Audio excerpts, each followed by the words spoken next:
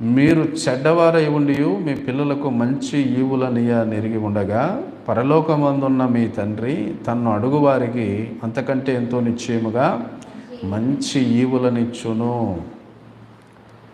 చెడ్డవారైన మనుషులు తమ పిల్లలకు మంచివి ఇయ్యాలని ఆశపడుతూ ఉంటే మరి మీ పరలోకపు తండ్రి ఎలాంటోడు? చెడ్డవాడా